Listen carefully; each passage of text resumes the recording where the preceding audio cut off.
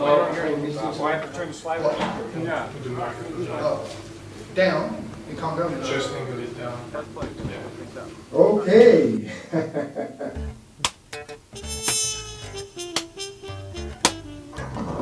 Hey guys, all right. Let's talk about something that ain't dangerous. How about this? Some things may be a little strange for us, but listen to this. Yeah, we could start a new direction, affecting the future ahead, spreading smiles for miles, a new kind of trend. Want a new style? How about this? Let's talk about something that's courageous. How about this? Let's talk about something that's outrageous. Put this at the top of your list. Yeah, we could start a New direction, affecting the future ahead. Spreading smiles for miles, a new kind of trend. Want a new style? Hey. How about this? Come on, hit me up with the pickup, y'all. If you're stuck and gonna sit at home, Live it up, live it up, live it up from here. you're not alone. We can live this world from quarantine. Pick it up, just pick it up. Take this shot with me. Spread a smile, not something else. 'Cause this world is really needing your help. Spread a smile and nothing more, and we'll show this world it can be restored. You wanna smile? How about this?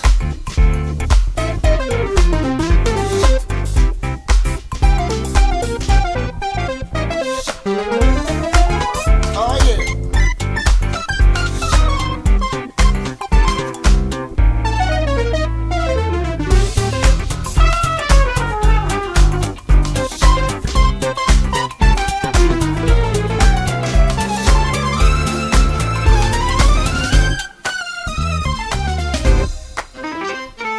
If you're stuck and gonna sit at home, live it up, live it up, live it up with me.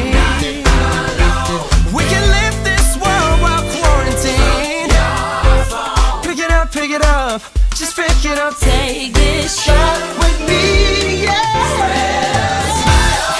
Not something else. 'Cause this world is really needing your help. Spread a smile and nothing more. Nothing more, nothing more. Show this world it can be restored.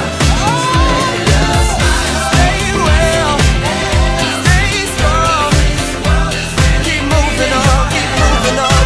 Spread a smile and nothing more, and we'll show this world it can be restored. You wanna smile? How about this?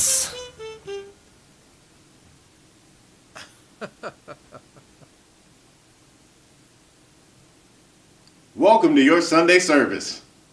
This week you'll see some of the practices and beliefs of the church, and also what personal integrity is and how this can be utilized in your life. Then you will hear an essay from the founder of Scientology in his own voice. Yes, you will hear the voice of L. Ron Hubbard. So before I begin, I want to go over the word creed.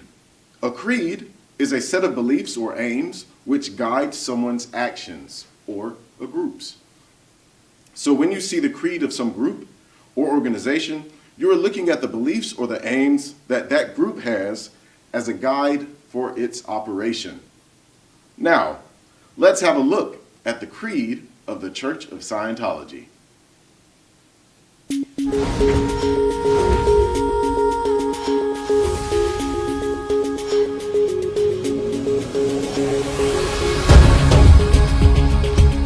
We of the Church believe that all men of whatever race, color, or creed were created with equal rights. that all men have inalienable rights to their own religious practices and their performance, That all men have inalienable rights to their own lives. That all men have inalienable rights to their sanity, That all men have inalienable rights to their own defense, that all men have inalienable rights to conceive, choose, assist, or support their own organizations, churches, and governments. That all men have inalienable rights to think freely, to talk freely, to write freely their own opinions, and to counter or utter or write upon the opinions of others. That all men have inalienable rights to the creation of their own kind. that the souls of men have the rights of men, that the study of the mind And the healing of mentally caused ills should not be alienated from religion. or condoned in non-religious fields. and that no agency less than God Has the power to suspend or set aside these rights, overtly or covertly. And we of the church believe That man is basically good. that he is seeking to survive. that his survival depends upon himself and upon his fellows, And his attainment of brotherhood with the universe. And we of the church believe That the laws of God forbid man to destroy his own kind, To destroy the sanity of another. to destroy or enslave another's soul, to destroy or reduce the survival of one's companions or one's group. and we of the church believe that the spirit can be saved, and that the spirit alone may save or heal the body.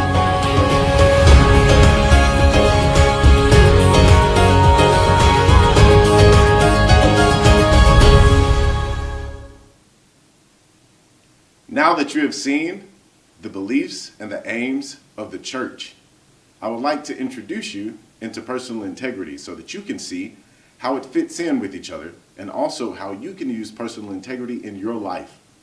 So let's have a look at Personal Integrity by L. Ron Hubbard. What is true for you is what you have observed yourself. And when you lose that, you have lost everything. What is personal integrity? Personal integrity is knowing what you know. What you know is what you know. And to have the courage to know and say what you have observed. And that is integrity. And there is no other integrity. So, you can know anything, but you cannot truly know something unless you observe that thing in which you have known or what you have observed. As for me, when I was a kid, I used to think that cars had a GPS system installed into it automatically, because every time my mother turned the car, the indicator on the car would say turn left or turn right. So I thought, oh, well, cars just know exactly where we need to go all the time. I observed that until I got older. Now, of course, we can talk about honor, truth, all these things, these esoteric terms. But I think they'd all be covered very well if what we really observed was what we observed. That we took care to observe what we were observing. That we always observed to observe. So really taking the time out to look at the things in which you're observing. Not taking in the information that you may have got from the media or from Joe Blow down the street or from your best friend. You really looking at it for yourself and knowing that you're looking directly at that thing and not through some via of information. And not necessarily maintaining a skeptical attitude, a critical attitude, or an open mind, but certainly maintaining sufficient personal integrity and sufficient personal belief and confidence in self and courage that we can observe what we observe and say what we have observed. Nothing in Dianetics and Scientology is true for you unless you have observed it, and it is true according to your observation. That is all.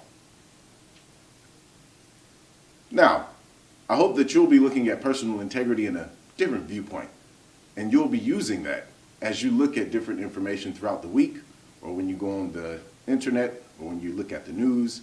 You'll be able to keep your personal integrity in and say what it is that you've truly observed. Now, with all the things that are going on in this world, and the demands that are brought on by life and livingness, one would raise the question, is it possible to be happy? Can someone truly be happy in these days when you have nothing but doom and gloom pouring out of the TV screens and screaming from the newspaper and even on the radio to your daily commute to work. If you're able to go to work. Sometimes we work from home now. What does it take to be happy? What is the true difference between a happy person and an unhappy person? And how would knowledge of oneself affect the happiness of an individual? Well, you will now hear from the founder of Scientology with the only essay that he's ever recorded, originally presented on radio and now brought to life on film. Watch with me. Is it possible to be happy?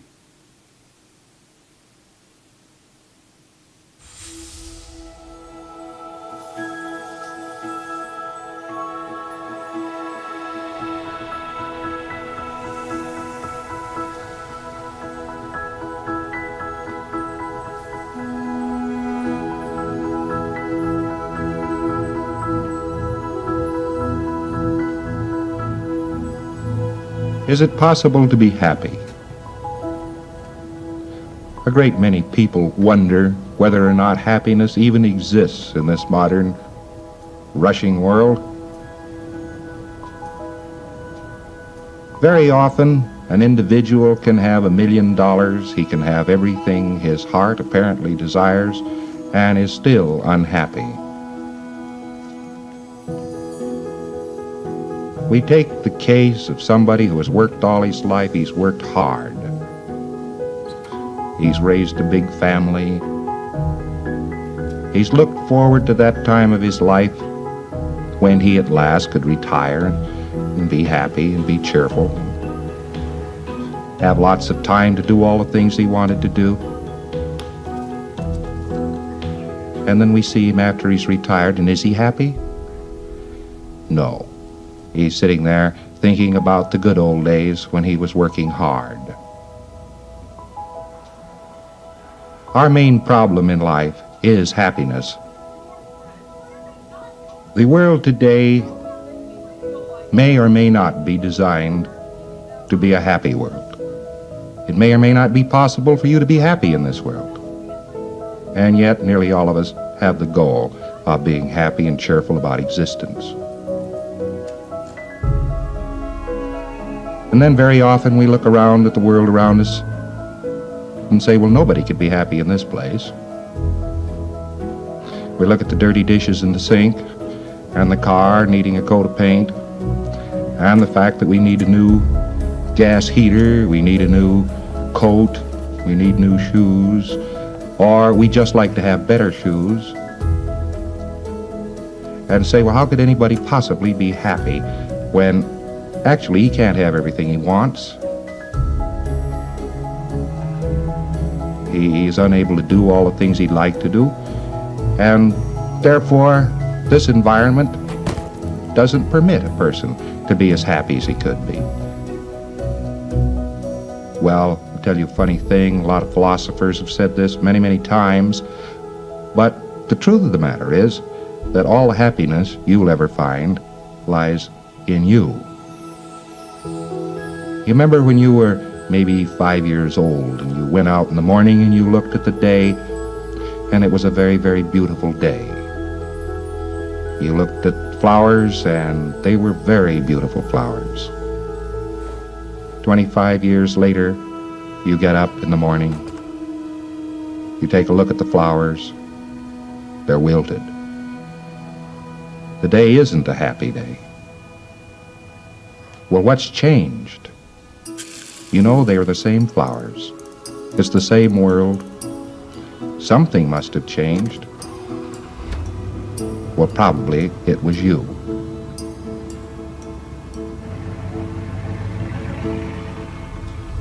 Actually, a little child derives all of his pleasure in life from the grace he puts upon life. He waves a magic hand and turns all manner of interesting things into being out in the society. Where does he do this? He goes down and he looks at the cop. Here's this big, strong brute of a man riding this iron steed up and down. Boy, he'd like to be a cop. Yes, sir, he'd sure like to be a cop. 25 years later, he looks at that cop riding up and down, checking his speedometer, and says, "Doggone these cops." Well, what's changed here? Has the cop changed? No, just the attitude toward the cop. One's attitude toward life makes every possible difference in one's living. You know, you don't have to study 1,000 ancient books to discover that fact, but sometimes it needs to be pointed out again, that life doesn't change so much as you.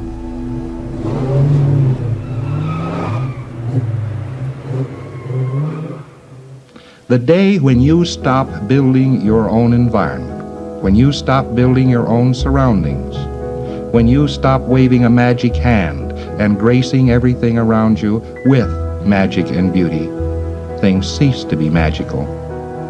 Things cease to be beautiful. Well, maybe you've just neglected somewhere back in the last few years to wave that magic hand.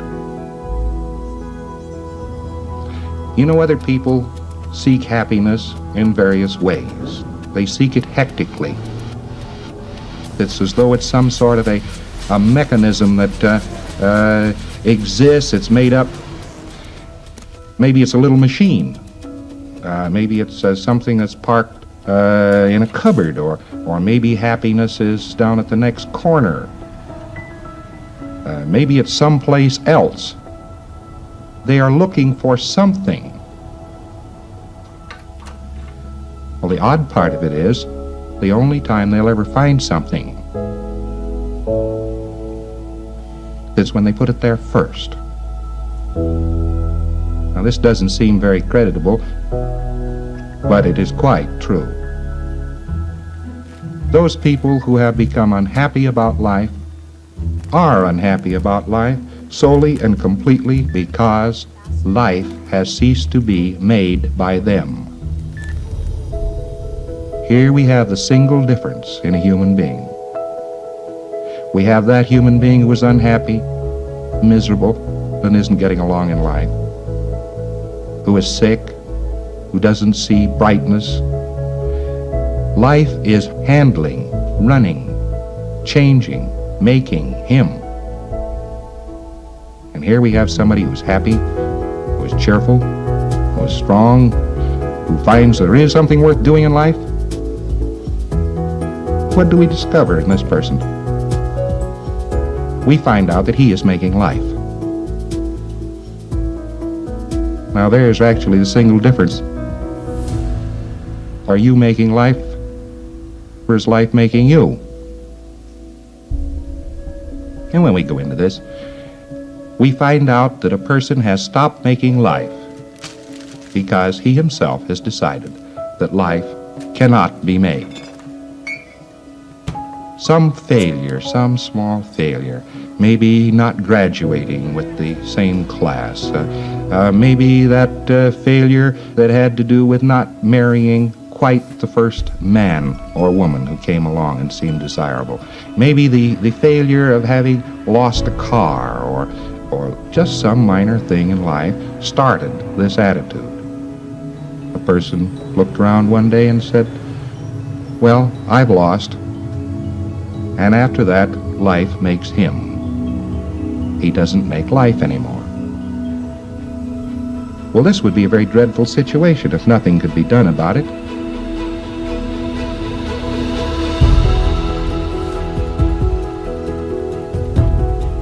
But the fact of the matter is, it's the easiest problem of all the problems man faces. Changing himself and changing the attitudes of those around him. It's very, very easy to change somebody else's attitude.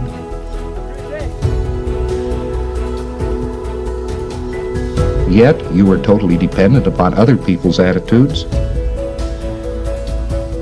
Somebody's attitude toward you may make or break your life. Did it ever occur to you that your home holds together? Probably because of the attitude the other person has toward you. Well, so there's two problems here. you have to change two attitudes. One, your attitude toward somebody else, and two, their attitude toward you. Well, are there ways to do these things? Yes, fortunately, there are. For many, many, many centuries, man has desired to know how to change the mind and condition of himself and his fellows. Actually, man hadn't accumulated enough information to do this up to relatively few years ago. But we're living in a very fast-paced world. We're living in a world where magic is liable to occur at any time, and has. Man now understands a great many things about the universe he lives in which he never understood before. And amongst the things which he now understands is the human mind. The human mind is not an unsolved problem. 19th century psychology did not solve the problem. That doesn't mean that it hasn't been solved. In modern times, the most interesting miracles are taking place all across this country and across the other continents of Earth. What do these miracles consist of? They consist of people becoming well. It consists of people who were unhappy becoming happy once more. It consists of abolishing the danger inherent in many of the illnesses and in many of the conditions of man. And yet the answer has been with man all the time. Man has been able to reach out and find this answer. But perhaps man himself had to change. Perhaps he had to come up into modern times to find out that the physical universe was not composed of demons and ghosts, to outlive his superstitions, to outlive the ignorance of his forebears. Perhaps he had to do everything, including invent the atom bomb, before he could find himself. Well, he has pretty well mastered the physical universe now. The physical universe is to him now rather a pawn. He can do many things with it. And, having conquered that, he can now conquer himself. The truth of the matter is, he has conquered himself. Scientology came about because of man's increased knowledge of energy. Man became possessed of more information about energy than he had ever had before in all of his history. And amongst that, he came into possession of information about the energy which is his own mind. The body is an energy mechanism. Naturally, a person who cannot handle energy could not handle a body. He would be tired. He would be upset. He'd be unhappy. As he looks all around him, he finds nothing but energy. If he knew a great deal about energy, particularly the energy of himself, the energy that made him think, the energy that was himself, and the space which surrounded him, he, of course, would know himself. And that, in the final essence, has been his goal for many thousands of years, to know himself. Scientology has made it possible for him to do so.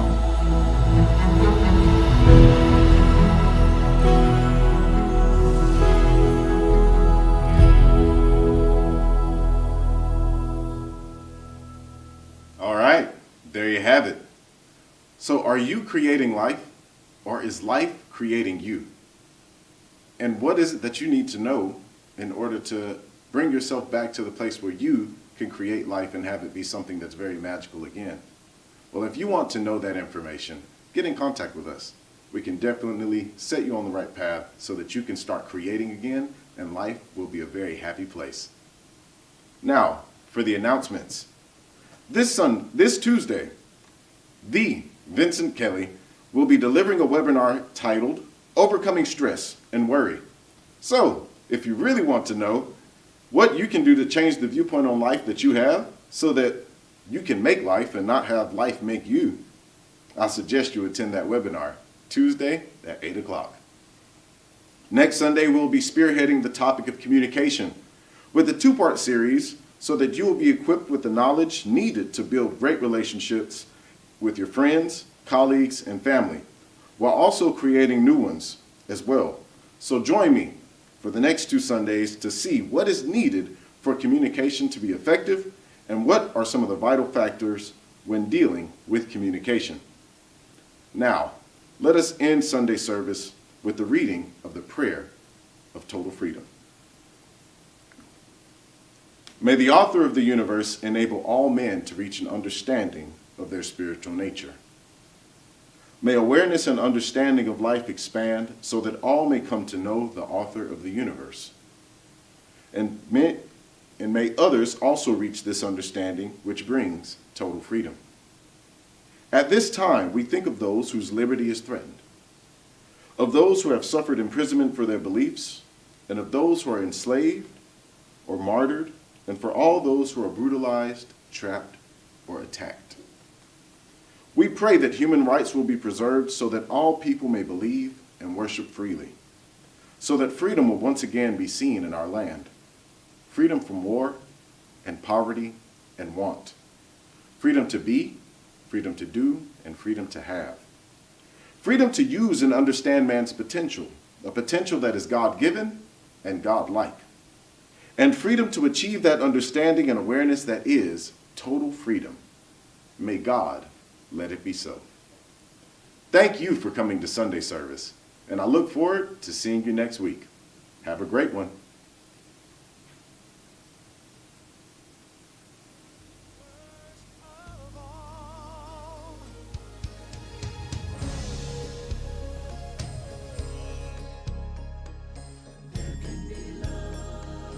There can be love for self. There can be love for woman or man. There can be love for children and the family. There can be love for groups and sex. There can be love for mankind. There can be love for animals, trees and grass, and insects too. There can be love for earth and sun.